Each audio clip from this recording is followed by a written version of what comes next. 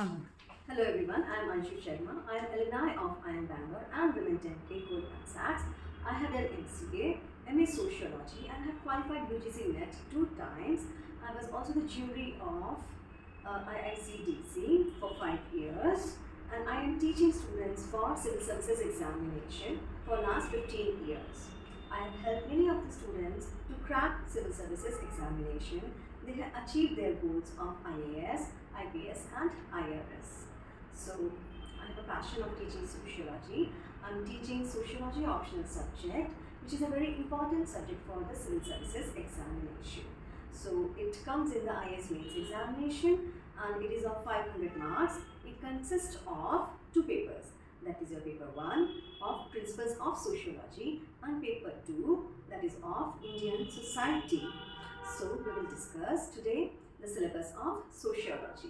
It takes around 140 hours to cover the syllabus of Sociology.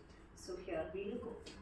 So, paper 1, it is of Fundamentals of Sociology. So, first of the chapter, that will be Sociology, the discipline. It will have the concepts of modernity and social change in Europe and emergence of sociology.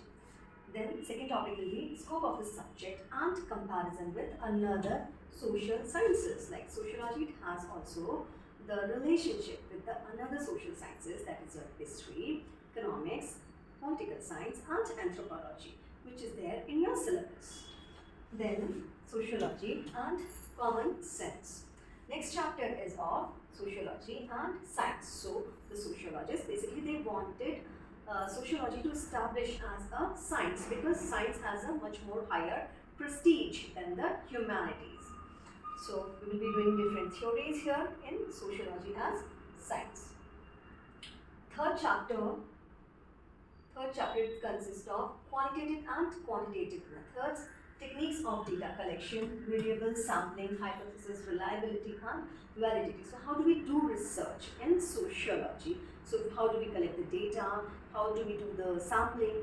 How do we validate the data? How reliable is our data? So all these things we'll be doing here in research methods and analysis. Next chapter is very important chapter, that is of sociological thinkers. So half of your sociology is your sociological thinkers. So sociology is basically a European science, so wherein we have many of the European thinkers and the American thinkers. So we have to read here Karl Marx, Emile Durkheim, Max Weber. Then American thinkers are Talcott Parsons, Robert K. Merton and G.H. Mead. There are different theories which are given by these thinkers which are very important, and also these theories are relevant for this particular contemporary society. Next chapter is of your stratification and mobility. So here we'll be reading about the equality, inequality, how the society is hierarchical. We do have caste system in society, we do have class system in society, we do have gender inequality in society, race inequalities. So there are so many kinds of inequalities. What are the definitions of these concepts? What are the problems do the people they face due to these kind of inequalities? So we'll be reading all these things here in social stratification and mobility. Next chapter is of your works and economic life. So here we'll be reading about, because the economy is based on any of the society, so here we'll be reading about how economy is affecting our social life. Next chapter is of your politics and society, wherein we'll be reading about many of the theories of power, that is your power elite, bureaucracy, pressure groups, political parties. So these are, because economy is the base of any of the society, but it is the polity which makes the rules and the regulations for the society. So this is again a very important chapter. A lot of question it comes from the politics and society in sociology optional subject. Next chapter is of your religion and society. So religion, again that religion, it provides us faith and trust, because each and everything is not so scientific, everything is not so rational. So why religion is important for society? Because faith is important, otherwise the people will go mad, because each and everything is not so rational. So there are religion and why religion is good, why religion is not good, what are its pros and cons. So that we'll be reading here in religion. So there are different theories of religion, different practices of religion, and how religion is important in our modern society. What is religious revivalism, secularization, fundamentalism, how religion is related with science. So all these things we'll be reading here in this particular topic. Then next is a very important topic of sociology, that is our system of kinship. Here we'll be reading about the family, household and the marriage, types of families, lineage, patriarchy, and the contemporary trends, how marriage system is changing in India and all over the world. Okay, what are the family systems? So those things will be seen today.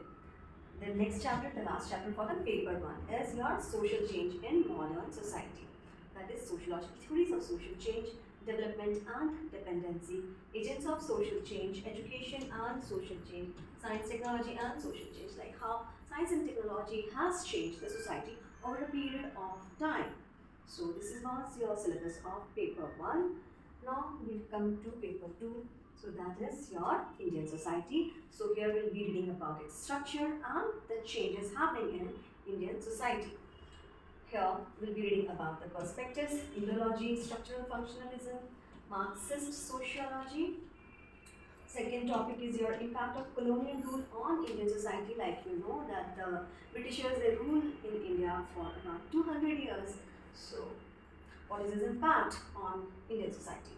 Social background of Indian nationalism, modernization, protest and movements during the colonial period, and the social reforms done, like Satyapita system and widow remarriage system. So these were the different kind of social reforms which were done at the time of Britishers in India. Social structure. So we'll be doing next chapter of social structure, that is your rural and agrarian social structure, the idea of Indian village and the village studies.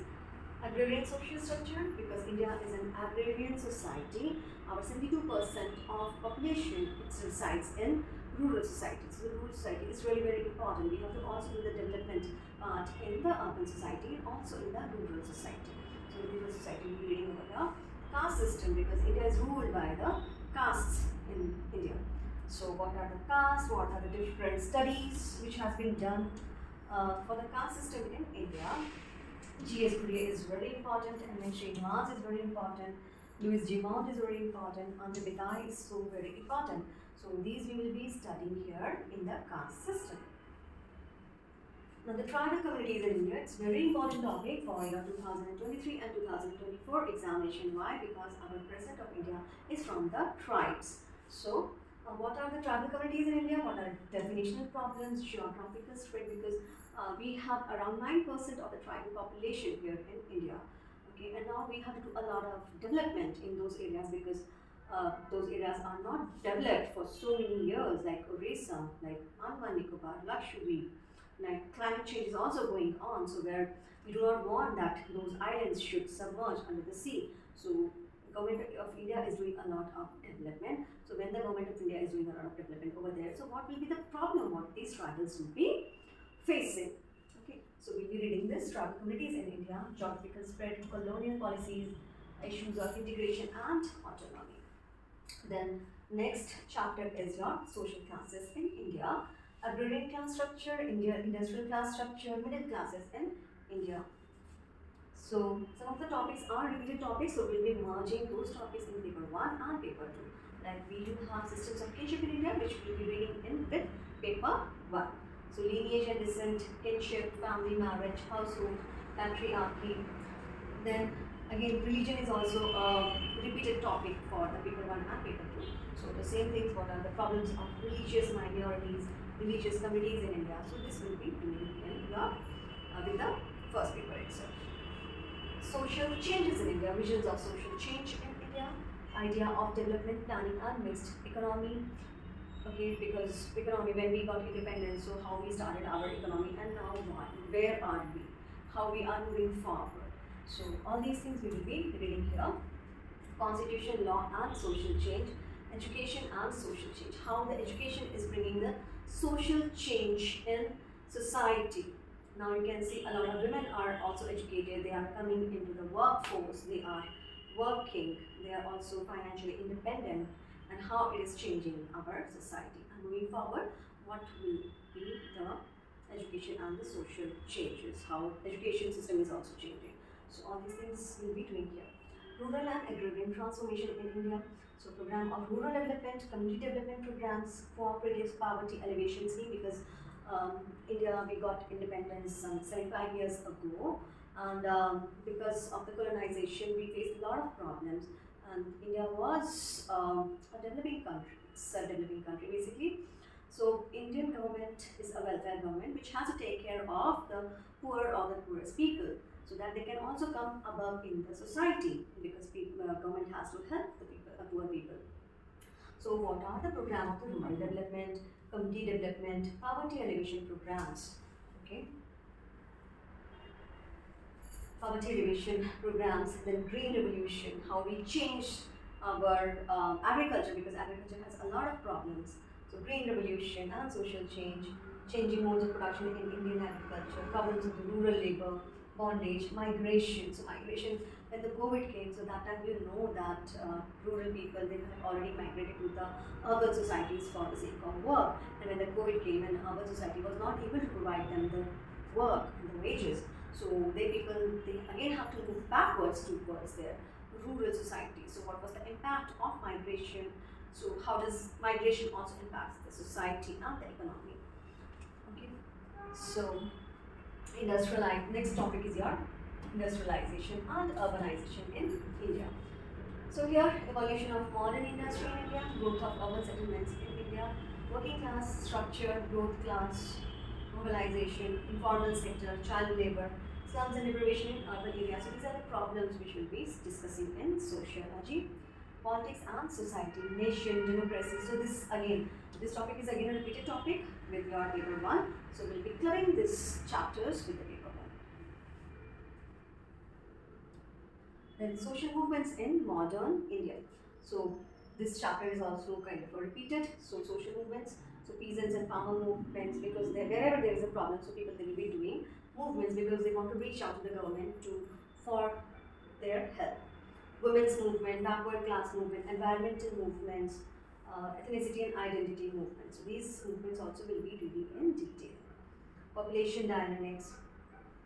So population size growth, how, because India is a really big country and we have a really big population, so its size is important, its growth is important, because then only we are able to make the policies for the particular population, its composition and distribution.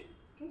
So like, what is the composition of the population, how many women are there, how many men are there, what is the age composition of population, demographics. So those things will be reading here in the population dynamics. Components of population growth, birth, death, migration, population policy and family planning, why the family planning is important.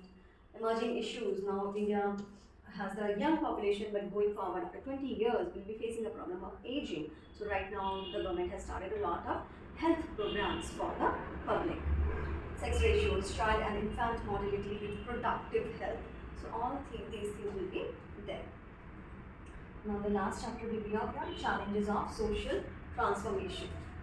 Crisis of development, displacement. So whenever the government is doing a lot of development, so what are the problems? So displacement, environmental problems and sustainability, poverty, deprivation and inequalities, violence against women, caste conflict. So these are the issues which will be reading in the sociology second paper. So we'll be also clubbing it in the current affairs, because IAS examination is a dynamic examination. So some of the static things all will be there and some of the current affairs also will be there, because you have to become an IAS officer. So you should know what is the current affairs, because all of your answers has to be backed by the facts. Okay. So now we are taking a topic today, a very small topic today. So that is the rural social structure in India. So here, so again, India is a country of civilization that goes back to the Indus Valley civilization, which flourished during the 3rd millennium BC. Since then, except for a brief interlude during the Rig-Vedic period, when the urban centers were overrun, rural and urban centers have coexisted in India. So we have the proof of Indus Valley civilization. Indus Valley civilization was an urban civilization, okay, because in rural society you make houses of mud and clay, so that can deteriorate over a period of time. So we have got the proof of only urban society, that is your Indus Valley civilization. But before the urban society, the rural society also exists. So our Indian society is so old society. It's around 5,000 years old society. Okay. So why rural society and urban society, both societies are important. So rural and urban centers share some common facets of life. They show interdependence. So they are basically interdependent upon each other. So you can say, okay, only the urban society is important and not the rural society. Rural society is equally important because urban society is dependent upon the rural society for your vegetables, for your fruits, for your workforce, for your labors, for your raw materials. Okay. So especially in the sphere of economy, urban world migration and townsmen or city dwellers' dependence on various products. This we have discussed. And despite this interdependence between the two, there are certain distinctive features which separate them from each other in terms of their size. So again, what is the difference of urban society and the rural society? So the difference between the urban and rural society is basically based on their size, demographic, composition, cultural movements, style of life, economy, employment, and social relations. Okay, the social relations, as you know, that in rural society we have kind of a we feeling, but in urban societies we really do not have the we feeling. The relationship in the urban society are very much practical, and in the rural society they are very emotional people towards each other. Okay, so these are the things which are different of your urban society and the rural society. Like the size of village population is small and density of population low in comparison with towns and cities. India is rightly called a country of villages. So we'll see the facts. According to 1981 census, there were 4,000 towns and 5 lakh villages in the country. By the year 1991, this number increased to around 4,600 towns and 5,80,000 villages. According to 2001 census, there were around 5,000 towns and 6 lakh villages. Okay. And according to 2001 census, about 72% of the total population lived in the villages, and altogether 833 million persons live in rural area as per census 2011, which was more than 2/3 of the total population, while 377 million persons live in the urban areas. So you know, so much of around population is living in the rural society, so we cannot ignore the rural society. So we have to understand what is rural society, what is its structure, and how the rural society is also changing. Okay, because the urban society is also changing, the science and technology is changing, the technology is taking your society forward. So that's the reason. For the rural life is characterized by direct relationship of people to nature, that is land, animal and plant life. Agriculture is their main occupation. For example, in India, agriculture provides livelihood to about 58% of the labor force. So it's a really huge number of the labor force which are there in the agrarian society. So government has to make a lot of plans for the rural social structure as well. Long enduring rural social institutions in India continue to be family. Families are very important in rural society. Kinship, caste, class, and village. Okay, because they are very tightly knotted society. They have millennia old historical roots and structures. They encompass the entire field of life. That is your social, economic, political, and cultural of the rural people. The complexity of social norms and values, statuses and rules, rights and obligations is reflected in them, because that's a very tightly knotted society. So the family bonding is too much, the kinship system is too much, the caste system is too much there in the village society. So we'll go with the first topic, that is your family and kinship.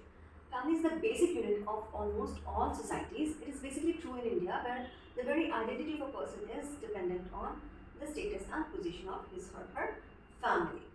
Okay, so family is very important, and we give more importance to family in the rural society. So now, rural society, that is more dominated by the joint family system. So we will be seeing what is joint family. Important dimensions of jointness of family are co-residentiality. So co-residentiality means members of the family live under the same roof. They are living together. Then commensality. It implies that they eat together. They have a common kitchen. Okay, so whatever they will be cooking in the kitchen, all the members of the family, they will be eating the same food. It's not like urban society that, your father wants another thing to eat, mother wants another thing to eat, children want another things to eat. So it's not like the urban society, it's rural society wherein we will be eating all together, whatever is cooked in the house. Co-parcelary means that they have joint ownership of property, so they are tied by the property. So even if you are living in the urban society, so once in a year you also go to your rural society because you are tied by the property. Further, generation depth encompasses 3 generations or more. That is, a grandfather, father and son or more. So in joint families we have the depth of generations. So minimum 3 generations they live together, or there can be more. It depends upon family to family. Members of the family also have obligations towards their kin. Moreover, they have a sentimental attachment to the idea of joint family. Okay, so they also take care of their kinship system. So it's not that you are only taking care of your own blood relatives, but you are also taking care of your kinship relatives. Rural family works as a unit of economic, cultural, religious and political activities. Collectivity of the family is emphasized in social life, and feelings of individualism and personal freedom are very limited. Like in urban society, you have the feeling of individualism and personal freedom, but that is not the case with the rural society. So rural society mein what will happen, that they works as a unit of economic. Economics is very important. Okay, because in rural society what can happen, that maybe you have one land and then you are doing agriculture over there. So maybe your father was doing agriculture on that land. So when he grows old, so he will divide the land among his all the sons. So basically in rural society, if you have 2 sons, 3 sons or 4 sons, so the land will be divided among these sons. Okay. So economic, cultural, so all the festivals you practice together. It's not related like in urban societies. In rural societies, you you celebrate all the festivals together. Religious and political activities. So political activities are also very important in the rural society. Collectivity of the family is emphasized in social life, and feelings of individual and personal freedom are very limited. Marriage is considered an interfamilial matter rather than an interpersonal affair. It's governed by rules of kinship. So marriage is also a very important topic in the rural society. So it's interfamilial matter. So because it's not a marriage of 2 people like we have there in the urban societies, but in rural society 2 families they come together. Okay, so it's a familial matter rather than the interpersonal affair, and it is governed by the rules of kinship. So rules of kinship we will be reading in next chapter. So thank you so much for watching the video. I hope this video was helpful, and yeah, see you in my next class. Bye. Take care.